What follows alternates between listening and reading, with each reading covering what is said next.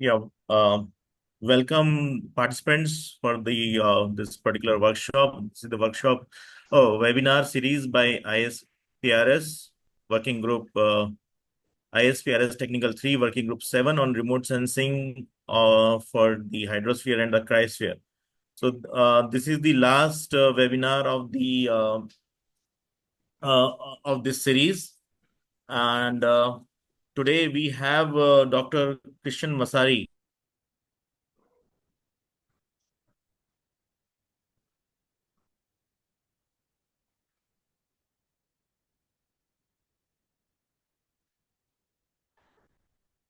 Can you hear me?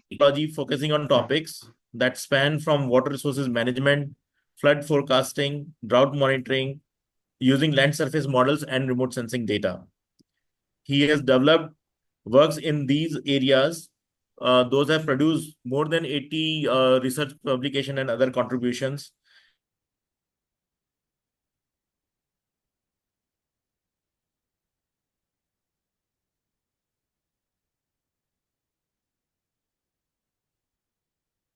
Levels, microwave and radar remote sensing of soil moisture and precipitation, drought monitoring and its relation with flood production, hydrological drought development, supply pipe system diagnosis for the reduction of energy and water waste, floods and drought hazards assessment through remote sensing information, and eco-hydrology.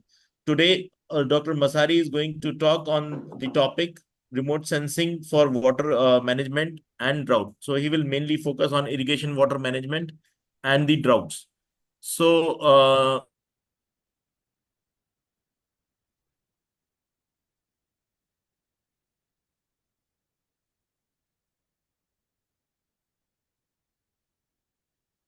I sometimes lost the thank you. voice. Yeah, you're audible. Vaibhav, there was some gap in your Okay. voice, so I think Dr. Christian Massari can start. Yeah. Thank you so much for this invitation. With this presentation, try to give you an overview of what are the main research topics that mainly actually focusing on what I've done with lots of collaborators, and some of them very important are just listed in this first slide. And yes, I will talk about irrigation, and I will talk about drought that are basically connected somehow, not always, but in some cases, it is important to understand the relative effect of each other and how we can monitor each of them for try to build a more resilient society to these hazards and to this water used phenomena. I see there is okay.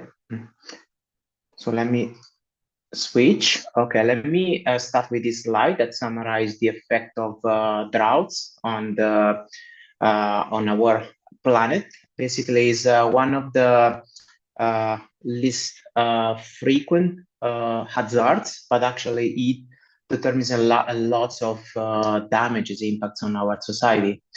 We can talk about, for example, 650,000 deaths in 40 years, lots of economic losses, and lots of land that actually lost for desertification. And anyway, we know that actually droughts are very impacting our society. And this is actually contrast with ever increasing water use by humans.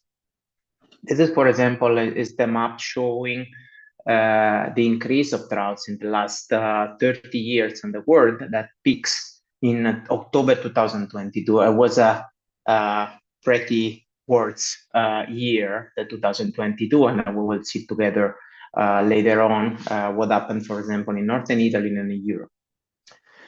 As I said, so understanding this climate phenomenon and is important also because the water cycle that we know from the school has changed significantly in the last 30, 40 years. and is really impacted by humans because we use water for many purposes, like irrigation, water withdrawal for other things, and for power production, for agriculture, for industrial use. And so all this water use actually impact the water cycle, and in a way that actually we cannot quantify well today because we don't know how much water we use. For example, irrigation constitutes about 70% of global freshwater withdrawn from river, lakes, and aquifer, and it has a significant impact on the water cycle. There was a recent paper which I also contributed with that I will present you later on. Just one slide. But let's try to see together how the drought and the effect on land start. This is an example of northern Italian droughts, and I just drawn a box, dashed line box here, to show what happened in 2022. There was a stuck in atmospheric system, high pressure, and actually we didn't have rain for many months, or we have very little rain in the area of Italy and also in Europe. And this created a number of cascade effects on different components of the water cycle that now we will explore together. It was impactful for the lands and for the society. This is an idea of what happened in terms of precipitation. This is, for example, data from Copernicus and SNWF, and you can see the anomalies in brown in Europe, Western Europe mainly, but Northern Italy too, both in terms of total precipitation number of wet days that actually significantly decreased. Also, we didn't have snow in the Alps, and this is the Po River Valley. Is one of the most important agricultural area in Europe, which provides food for many people. I would say millions of people. And actually, the agriculture there is sustained by water resources that actually provided by snowmelt during the summer. But in 2022, there wasn't snow as usual. And you can see, for example, this nice graph from Avanzi et al. From a recent paper. And you can see that the climatology 2010-2021, the 2022 was very much lower. Also, we had some very dry soils, and you can see the evolution since January of Italian peninsula that actually became always brown and recovered only in December. But where during the growing season, in this case, is from June to May to September, October, actually, that the soil was very dry. And this caused evaporative stress in many situations that actually peaked in August 2022. Which was the effect on rivers and groundwater and other storages. This is the time series of Grace and Grace Follon. We will talk about this later on, but these two satellites are able to measure storage, the water storage, and you can see a clear trend of decline in this storage due to the many factors like snow, like groundwater, and other storage like lakes and so on. But also we had the lowest discharge on record since the beginning of the last century, and this was very low, really very low from the record observation. And so the situation was pretty dramatic, I would say. And in terms of socio-hydrological impacts, we have, for example, water restriction that started from the mountains to the left with the stars in red, and propagates in summer in the valley. You can see this is effect of droughts that started actually in the winter and propagates through the summer to the valley, following somehow the movement of water from the mountains to the sea. And Sorry, this is just a newspaper in Italy, and it basically says where there is the water of the Po River, and so we know the Po River is extremely used by humans, and we have mostly 80% of water is used by irrigation, mostly from surface water, and with about 16,500 millions cubic meter per year, which is quite important in the area. Maybe nothing comparable with the big lands of India, but for this region is particularly important. It's somehow 400 to 500 millimeters per year, which is half the precipitation in the area. This is where the impact on plants and crops from this nice paper of Strafellini and Tarolli in 2023, and is basically you have a map of vegetation health index. Where is red, it means that we have stress on the plants, and you can see the high land surface temperature from MODIS and the area actually that were highly impacted. So basically this story to show that there is a cascade effect from the lack of precipitation, high temperature that propagates into the hydrological cycle, and then on the main society and economics compartments. So what are the challenges? So in the Po River, we are pretty lucky because also the hydrometeorological network is very dense. We have observations. There is some models running real time there. But when we don't have data in other regions of the world, it's going to be a problem. This is a nice figure that I like to mention here, which is the number in the left of gauges of the GPCC network. And you can see that actually after a peak in the 80s, it declines a lot. And there is this curious data that if we could sum up the area of these gauges globally, the area would be like a soccer pitch, which is quite relevant. Just to understand that actually the Earth is not really well monitored with in situ observations. And this is even worse for soil moisture, like in this case, this is the International Soil Moisture Network. And even worse with irrigation. So we don't have data, reliable data of irrigation. We based on our estimates and statistics mainly, and we have only some local area where we know how much we irrigated and where we irrigate.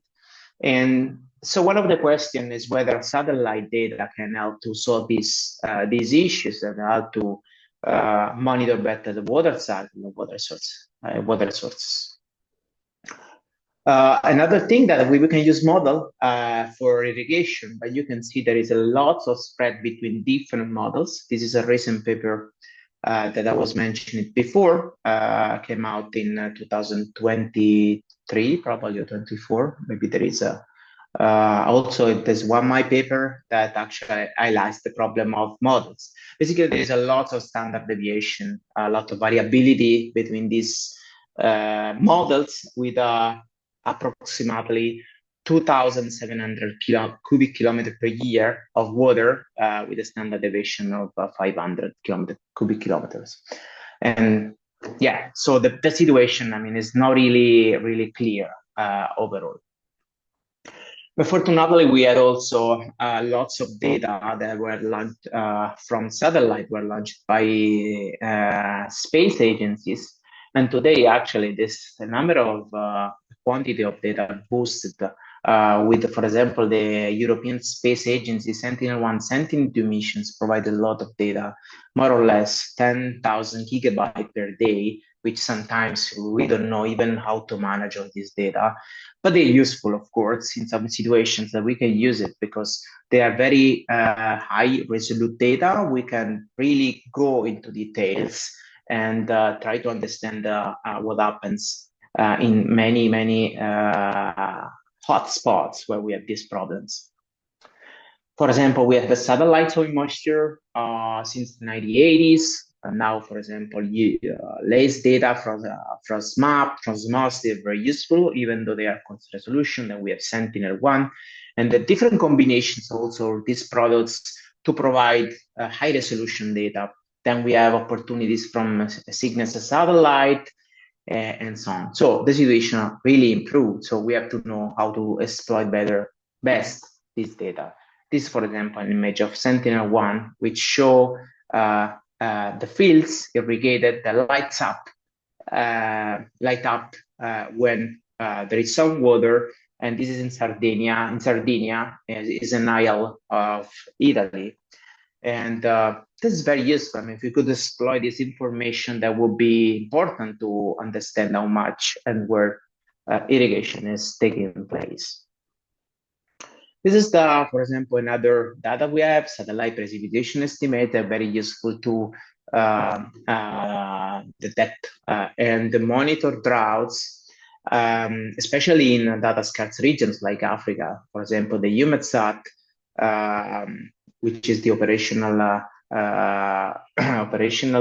institution for satellite, for monitoring satellite, provides several different products in terms of precipitation, soil moisture, and snow, which are very useful, especially in Africa. And this is, for example, our portfolio of products of different satellite precipitation estimates. Also, we have recently snow depth products. They're extremely important because the estimation of the snow in the mountains is really, really challenging. We don't even know how much snow is in the mountains because the data of snow gauges are extremely rare, and that's difficult to place there, difficult to install, difficult to manage as well. And this product, for example, from Sentinel-1 provides a way to measure snow depth with let's say, for example, for the Mediterranean area, with reasonable accuracy that is very useful for applications. Then we have GRACE data, probably you've heard of it, couple of satellites measuring gravimetric anomalies due to the water. And now we will have probably future mission, MAGIC from NASA and ESA. And then so all these satellites are extremely important. Then we have radar altimetry and passive microwave sensor and infrared sensor to estimate river discharge. This is, for example, a slide taken from the river discharge CCI initiative from ESA. And all these data are used to monitor the water level of rivers, and they are extremely important because they could be, for example, a tool to monitor the level of dams or monitor river where we have engaged locations. Then there are initiatives that try to use all this data, especially the latest one from high resolution. I'm sorry that I just provided many examples for Europe, but it's mostly where I work. And for example, in this project that I managed with the European Space Agency, we try to reconstruct the water cycle of the Mediterranean and try to use all these products that we develop that are actually freely available for number of applications for solving science questions and society questions. And these are the products. So we have 1 kilometer precipitation, snow water, surface and moisture, we have evaporation and irrigation, runoff, total water storage, downscale total water storage, and satellite river discharge. And this is mostly the framework. We use lots of data, lots of combination with models. And this is the data we produce that you can download from here. And then you can write me if you have trouble to download this data. And I can provide you, explanations and information to do that. But let's try to see how we can use this data. Sorry, there is a typo here in the slides, but This is, for example, for monitoring droughts. This is a study area in India where we try to understand whether CCI soil moisture, which is a combination of multiple satellite soil moisture products that is also in European Space Agency initiatives, is able to track, for example, the drop or the increase in crop yield during dry periods, during droughts. And we compare the satellite soil moisture with a precipitation data set from IMD, observations in India, and with the models. And what we found basically is that we focus on two types of crops, probably the most common in India, the maize and wheat.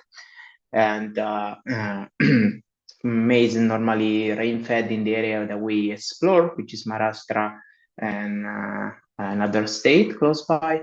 And wheat is irrigated, is in the winter.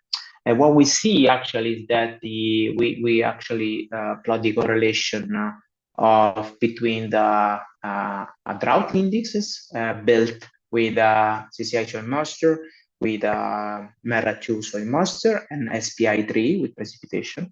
We found always that soil moisture is much more sensitive to the anomalies in crop production, meaning that there is some information content that models and precipitation cannot see, especially in irrigated areas. Also, we have another project, which in part 2, and it's the CCI river discharge I showed you before. The idea is to try to use different altimeter data and multispectral images to reconstruct river discharges on a number of basins worldwide. I show here only some results. This is the standardized precipitation index using ISPRS data on the top for two rivers. One is Amazon River, and is a Mackenzie, is an Arctic River in Canada. And for the Amazon, we see a connection between this is a stream flow, standardized stream flow index. So we basically use the product that we developed in the river discharge CCI and calculated the indexes of droughts. You can see there is connections between the precipitation and river discharge, which is not observed in Mackenzie River because it's high regulated. And for example, if you just look at 2016, we know there was a lake replenishment, which wasn't observed by precipitation, of course, but we observed in one of the river stations. Meaning that actually these data are very important to track the human influence on the water side. Data can be used, this satellite data can be used also to detect and quantify irrigation and using satellite soil moisture. This is an approach used by Dari, my colleague from University of Perugia, here by the group of Luca Brocca. This is basically a product that actually was initially used for precipitation estimates. In this case, it's used for irrigation estimates. The main principle of this approach is to try to invert the soil-water balance. And this is the irrigation, precipitation. This is the drainage, surface runoff is neglected, and this is DAT. And this is the satellite soil moisture, the variation. And that by solving for irrigation in green and removing precipitation, we can have an idea of how much water is applied to the field. Of course, there are some approximation of it, but the method seems to work really nice for some area.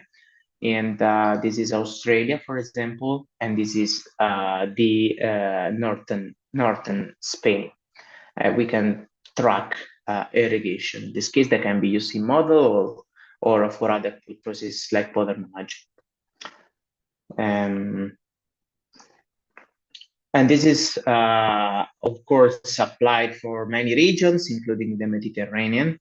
And there are projects also try to extend all of this to Europe. Then we also can assimilate this observation in model to improve the irrigation quantifications. I showed you before that models can be very uncertain. The main drawback of models, they actually irrigate based on simplified rules. For example, normally when the soil moisture is, root zone soil moisture is below a certain threshold, the model apply irrigation. However, farmers do not follow always these rules. They are actually constrained by when they water, and we have the technical equipment to irrigate, and when they can release water as well. So basically, if we try to merge observation from satellite and models, we can come up with something that is better than the only model. And this is called data simulation. Basically, we have from one side models, from another side we have observations, and we use filters to assimilate the satellite observations in models and come up with better estimates of model parameters, forcing, and model states. And this is what we did for try to improve irrigation simulated by models in northern Italy. So we used the land information system, NASA land information system platform framework with no MP model, and we did the model run from 2015 to 2020, and then basically what we found is that this is the open loop without no simulation. The gray is the benchmark, and this is the non-P. You can see it's significantly biased. But then we assimilate backscatter observations from Sentinel-1. So we equip the model with another simple model of backscatter, meaning that we take the model, the soil moisture from the model, the vegetation from the model, and produce simulated backscatter that we compare with a backscatter from Sentinel-1. We merge the two and update or change the soil moisture and the vegetation of the model. And these changes in soil moisture and vegetation actually impacts the irrigation. And so the main findings were that we found that the data simulation improved the model simulations in terms of bias. We have irrigation benchmark for about 900 millimeters, and we reduced to 800 millimeters from more than 1,000. But also we have some deterioration in terms of correlation, and it is due to the fact that the model also assume irrigation when there is a lack of, we have soil moisture deficit, which is not always the case. But we can do better than only assimilating backscatter. For example, we can try to assimilate, in addition to backscatter, also snow depth, one of the products that I mentioned before, try to come up with a system that actually simulates all the variables of the water cycle, what is known today sometimes with a digital replica of land, of the hydrological cycle. And so we did, in collaboration with Caio Leuven, this experiment, I would say nice experiment. And you can see this cube here, just represents the way we did the experiment. We didn't consider irrigation, the basic layer, the first floor. On the second floor, we consider irrigation. And then what you see crosses here is that we assimilated only backscatter, only snow, or both of them. So basically, that was a backscatter assimilation, snow data assimilation, or separated and all together with both model without irrigation and model with irrigation. And this is the open loop. We provide an idea of which is the distribution, spatial distribution of the different variables. And the effect that we have is an increase in the performance in terms of soil moisture with respect to the open loop. I won't go into details here, but the paper will come out hopefully soon. You can have a look here. There is also a copy shared in online. But the idea is that we could improve the anomaly when we assimilate both the observations. Also, we improved the snow water equivalent in the mountains, especially at elevations. And this was confirmed by the relative errors. Each of these dots that you see here is a gauge, snow gauge, that we compare basically the snow gauge with a model without assimilation and with assimilation. And as a result, also we try to look at the error on river discharge.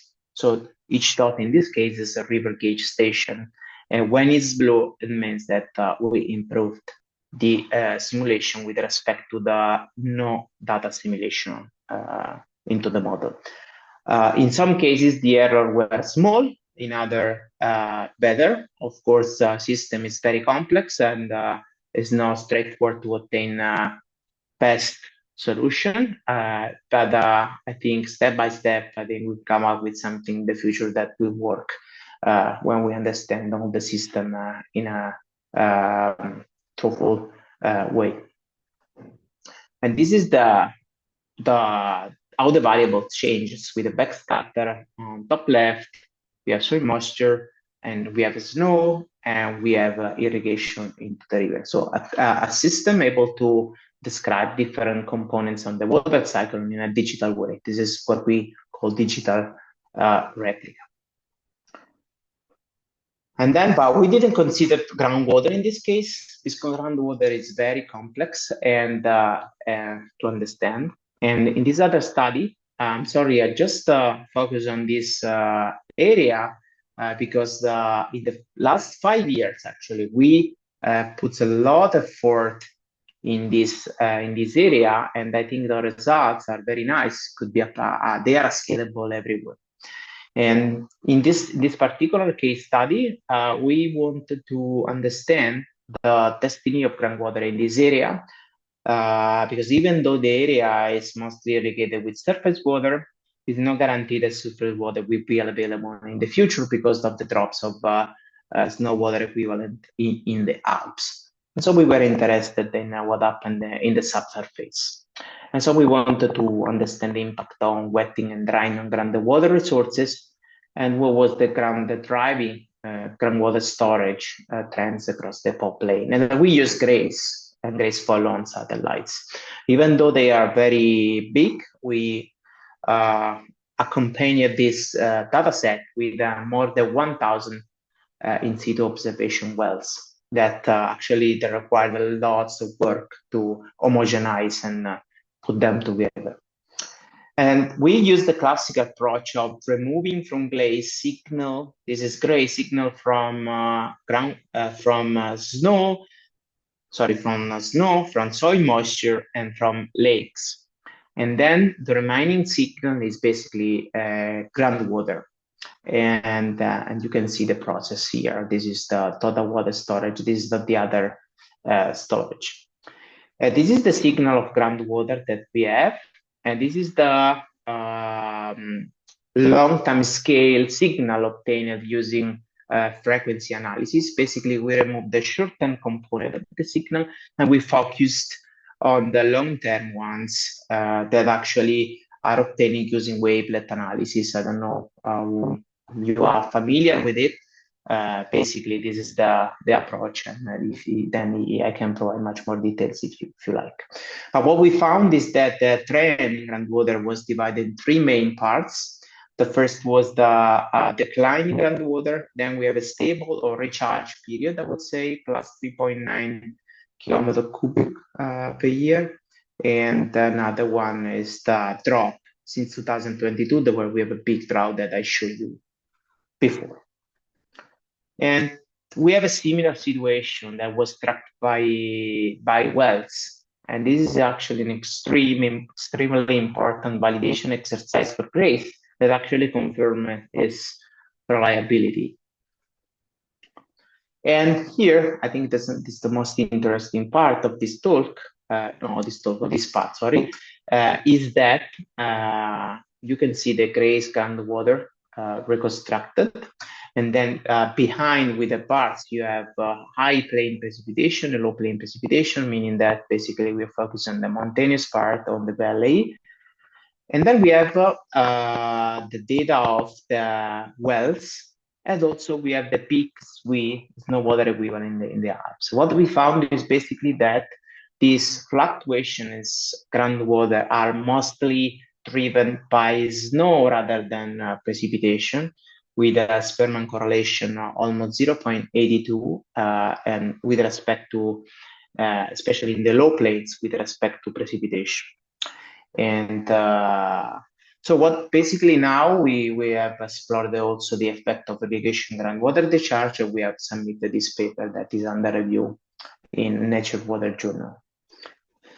And this is the idea of the applications that we can see for using satellites. And I think they are increasingly becomes every day important because of the different impacts, the different perturbations that humans put on the water cycle are not accounted by models at all. And so we have to find strategies to use as best as possible these new Earth observation data and for supporting water management and monitoring the water cycle. It also, I didn't talk much about limitations of this product, but it's important to validate this product, like, for example, we did for the wells and grays, and this would ensure accuracy and reliability in real-world application. So my suggestion is to use with care, but you use them and try to improve model and try to discover other things that they contain, because I think they contain lots of useful information that are not really exploited at all. And thank you so much. This is the sorry, I would apologize because I was fast in some sections, but actually I want to just give you an overview of what is going on. I also missed lots of nice real case studies from colleagues, nice products. So I apologize for that, but there is no space here for talking about everything. But the rationale is that that observation are useful, and yeah, you can try your own to discover something new. Thank you.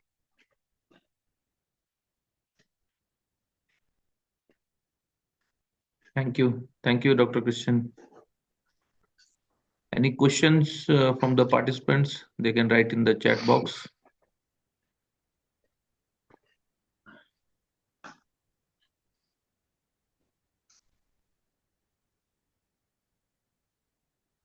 There is a Q&A session. You can ask the questions there.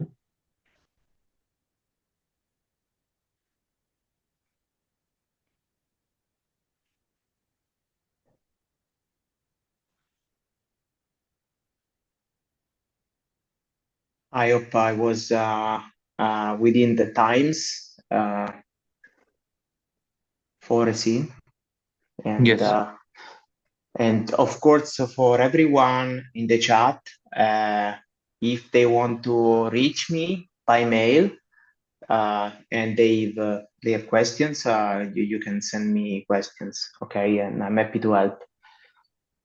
Okay, I see a question here. What land surface model is best suitable to set up for an hilly area, especially to estimate the in soil moisture? I don't think there is a best model. If I have to choose for something in complex terrain, depending the resolution, I would probably focus on something that if the resolution should be very high, something that actually accounts for lateral exchanges of fluxes. They are not really common. I know Farflow can do that. When coupled, we can couple also with the CLM model. If the resolution is not that high, probably also 1D solution, and there is plenty of them,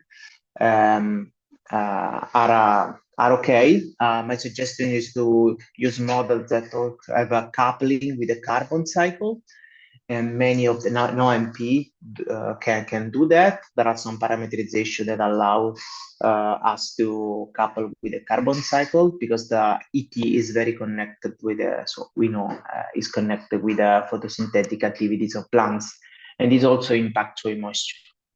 And another thing that I would suggest is to not disregard the forcing data because they're very important. And sometimes we obtain weird results because of our forcing data is not accurate.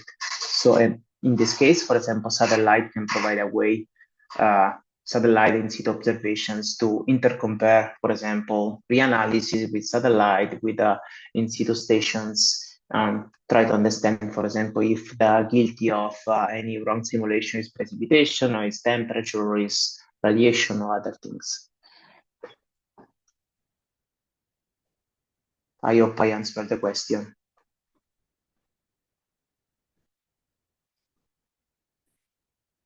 Yes, thank you. Dr. Vaibhav, you are there? Yes. Praveen? You can make the final concluding remarks. This is the last webinar of our series. Yes, I'd like to thank today's speaker initially, Dr. Christian Massari, for a wonderful lecture on water management and drought. And I would like to also thank the ISRS Student Consortium for supporting in conducting this webinar. Special thanks to Mr. Nick and Ms. Lakshmi Thapa.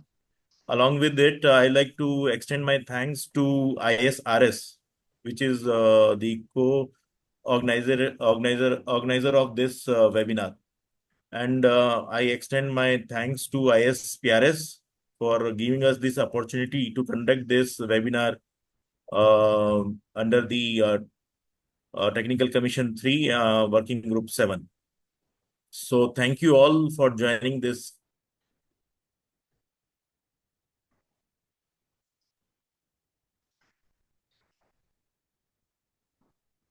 Yes. Dr. Vaibhav, your voice is gone.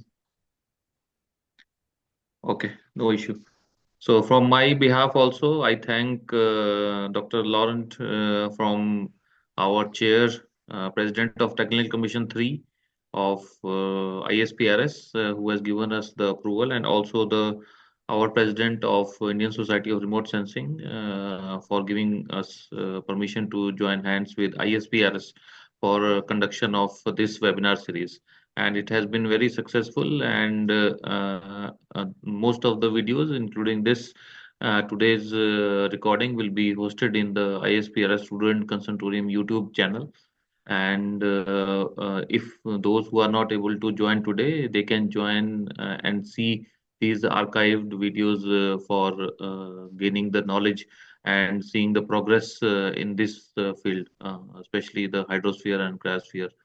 So with this, I thank the organizers and all our esteemed speakers who has spared their time and resources to prepare and deliver this webinar series.